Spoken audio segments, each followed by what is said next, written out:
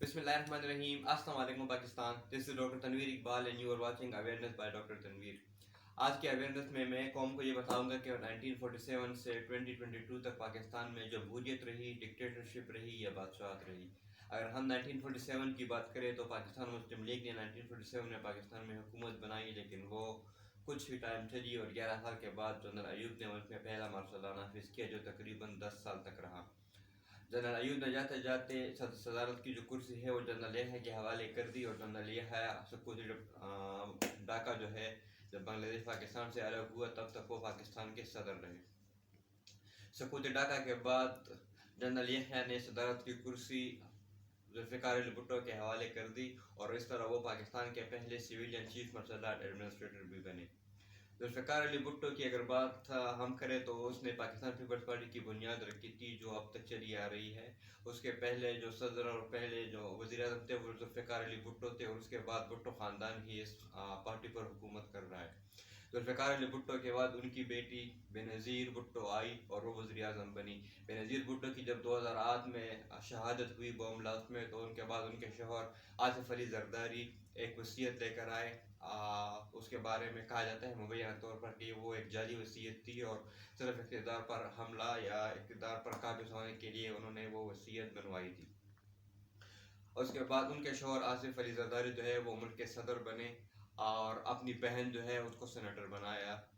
اس کے بعد پھر اپنے بیٹے کو انہوں نے پارٹی کا چیئرمین شپ دی، کیونکہ اس ٹائم وہ گریجویٹ نہیں ہوئے تھے اور اس ٹائم ان کی عمر بھی کم تھی۔ اب ان کو گریجویٹ ہو گئے ہیں اور ان کی عمر بھی اب وہ ہو گئی ہے، تو اس لیے اب پارٹی کے چیئرمین باقاعدہ طور پر ان کے جو صاحبزادے ہیں وہ ہیں۔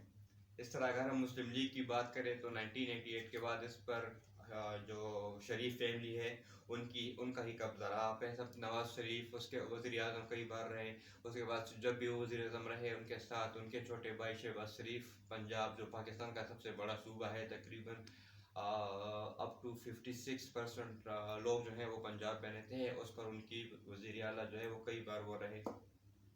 اس طرح وہ جب پروموٹ ہوئے وزیر اعلیٰ سے وزیر اعظم کی طرف، وہ اپنے بیٹے کو پنجاب کا وزیر اعلیٰ بنانا چاہتے تھے، اور 2 نمبر طریقے سے جعلی مینڈیٹ کے تھرو وہ کچھ مہینوں تک وزیر اعلیٰ پنجاب رہے بھی۔ لیکن پھر عمران خان نے بائی الیکشنز میں پنجاب میں 20 میں سے 16 نشستیں جیتی، اور ان کو وزیر اعلیٰ کی سیٹ سے برخاست کر کے اپنے وزیر اعلیٰ کو وہاں پر جو پبلک مینڈیٹ کے ساتھ آیا تھا ان کو پنجاب کا وزیر اعلیٰ بنا دیا۔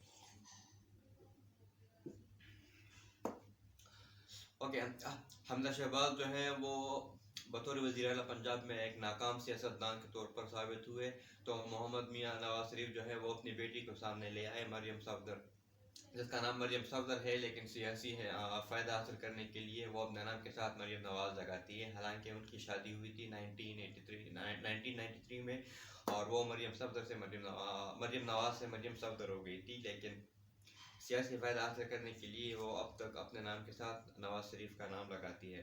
ایک جلسے میں مریم نواز نے یہ بھی کہا تھا کہ ان کا بیٹا جو جنید صفدر جو ہے وہ تیار ہو رہے ہیں اور پاکستان کی خدمت اگلی بار وہ کریں گے۔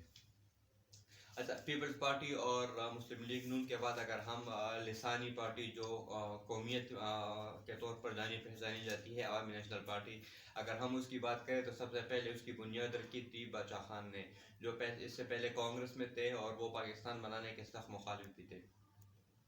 باچا خان کے بعد ان کی پارٹی قیادت ملی ولی خان کو، ولی خان کے بعد اسفندیار ولی خان کو، اسفندیار ولی خان کے بعد اب ان کا بیٹا جس کو عمران خان نے اس دن 400 جلسہ میں میلو کا خطاب بھی دیا تھا، اب وہ سامنے آ رہے ہیں اور پارٹی کی قیادت وہ سنبھال رہے ہیں۔ اس طرح اگر ہم جمعیت علماء اسلام فے کی بات کریں تو سب سے پہلے مفتی محمود صاحب وہ پارٹی کی قیادت کر رہے تھے اور اپوزیشن لیڈر بھی رہے کئی بار۔ ان کے فوت ہونے کے بعد فضل الرحمان صاحب جو ہیں، جس کو حرف عام میں مولانا ڈیزل بہت مشہور ہے، وہ پارٹی کی قیادت کر رہے ہیں، اور وہ اب ساتھ ساتھ وہ اپنے بیٹے اسد مفتی جو ہیں ان کو بھی لے آئے ہیں، وہ بھی اب کر رہے ہیں۔ تو اب ان پورے کو اگر آپ سمرائز کریں تو 2 پارٹیاں مشہور ایسی ہیں جن میں خاندانی اثر و رسوخ جو ہے وہ بہت کم پایا جاتا ہے۔ سب سے پہلے تو پاکستان تحریک انصاف ہے، جس میں عمران خان اس کی بنیاد رکھی تھی عمران خان نے، اور وہی اس کی قیادت کر رہے ہیں تب سے لے کر اب تک. اور ان کا برملا کہنا ہے کہ میرے بعد میرے بیٹے، میرے خاندان یا میرے فیملی سے کوئی بھی اس پارٹی کا سربراہ نہیں بنے گا. بس پارٹی کا سربراہ وہی بنے گا جس کو پارٹی منتخب کر کے سربراہ کے طور پر تسلیم کرے گی. اس کے علاوہ جماعت اسلامی ایک ایسی جماعت ہے جو بہت ہی پرانی ہے، جس کا کچھ آدھا حصہ بنگلہ دیش میں اس ٹائم رہ گیا تھا جب سے خود ڈھاکہ ہو گیا تھا، اور آدھا حصہ اس کا پاکستان میں ابھی بھی موجود ہے. جماعت اسلامی واحد ایسی جماعت ہے جو بہت پرانی ہے، اور جس کی لیڈرشپ خاندانی موروث جو ہے اس پر قائم نہیں ہے، بلکہ اس کے جو لیڈرشپس ہیں اور ان کے جو سربراہ ہیں وہ مختلف ٹائم پر ہوتے رہے ہیں.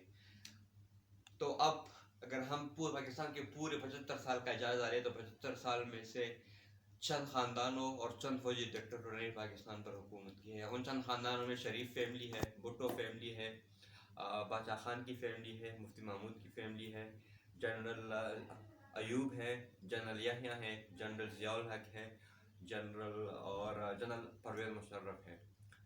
ان ہی چند جرنیلوں اور چند سیاستدانوں نے پاکستان پر حکومت کی ہے. تو ان پورے ڈسکشن کو اگر ہم سمرائز کریں تو ہم اس نتیجے پر پہنچ سکتے ہیں کہ پاکستان میں اصل جمہوریت جو ہے وہ کبھی بھی نہیں آئی، بلکہ ہم ہمیشہ ڈکٹیٹرشپ یا بادشاہت میں ہی ملوث رہے، اور ہم پر جو ہمارے جو حکمران تھے وہ ہمیشہ یا کوئی ڈکٹیٹر رہا یا خود کو بادشاہ سمجھنے والا، کوئی جمہوری عمل سے آنے والا خود کو بادشاہ سمجھنے والا ایک بندہ تھا.